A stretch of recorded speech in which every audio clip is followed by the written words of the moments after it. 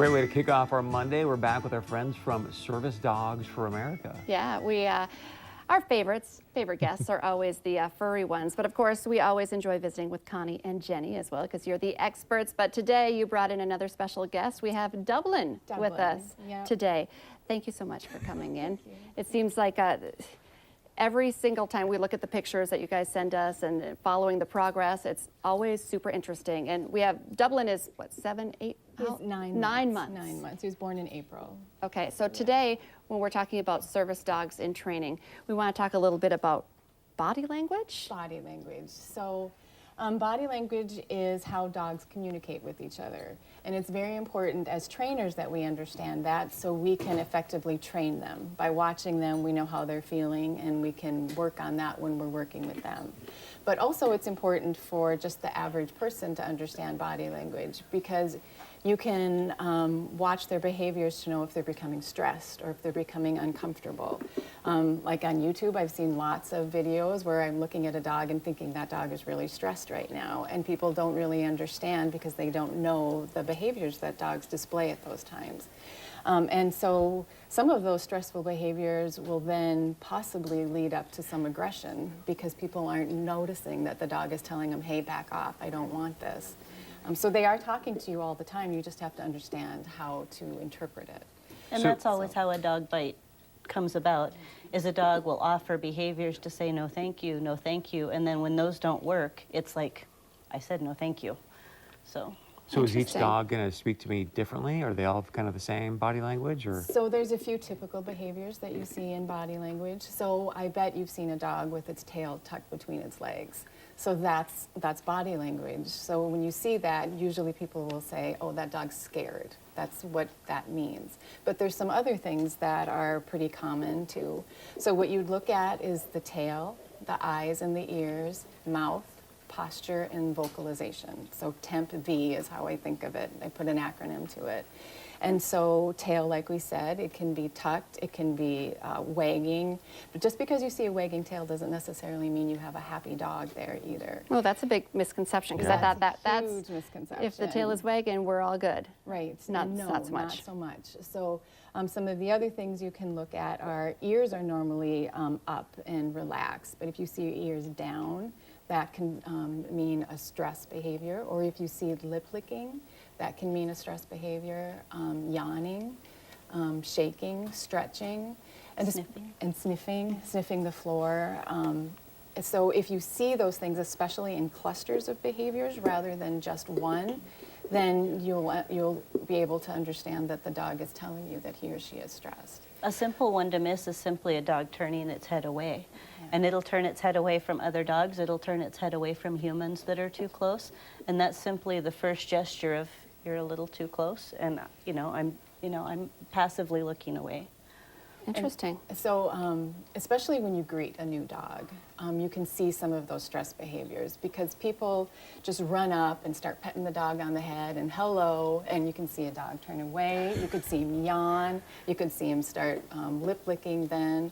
Panting. So if you see panting outside, if it's not a hot day, they haven't been playing, they start panting, that's another stress behavior too. Or their paws, that's the only place they can sweat from.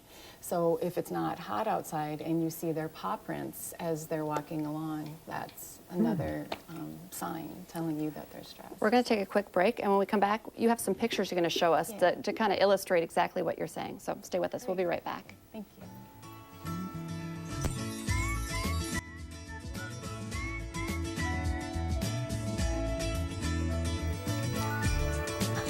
That's Dublin. We're back with the crew from Service Dogs in Training, Connie and Jenny, and Dublin down there enjoying a little treat. Not a treat, not human food. I want you guys to tell us that because both Chris and I were like, oh, is there peanut butter in there or something? But the Service Dogs in Training do not get people food. Why is that? Because we don't want them to develop a taste for it, to develop an interest in it, because these dogs go with their handlers wherever their handlers go. So if they go to, say, a restaurant, they can't be begging from the table, they can't be following the waiters and waitresses and trying to get food. They need to be in their place like this on a blanket or maybe under the table. And they also can't be picking up human food off the floor in a restaurant because humans are notoriously messy. And, you know, they don't intend to be, but we drop a thing here and a thing there. And some of that stuff is toxic to dogs. So we don't want the dogs picking up anything off the floor. So no human food for these guys ever. Okay, so we're talking body language in animals today, which I find fascinating. You know, you think about, like, if I was sitting like this, you know, there are signs that dogs don't cross their arms, but you have some pictures that show the body language is telling you something. So let's put up our first picture and kind of explain what we're seeing here. Okay, so this was when we had gone to the vet. This is one of the dogs that we brought when we very first came here, one of the little pups. So if you look at his ears, do you see how his ears are down there? Do you see his posture? It's not a relaxed posture. Do you see his eyes, how he's looking off to the side Yes. like that? Okay, so another thing that's very important to consider when you're evaluating body language is context. So sometimes if you just see a still picture, you'll see something and you'll think, oh, that dog is really stressed. But because you see a lip lick, well, maybe the dog just had a bone and is lip licking there. So always take into consideration context, which is hard to do on a still picture.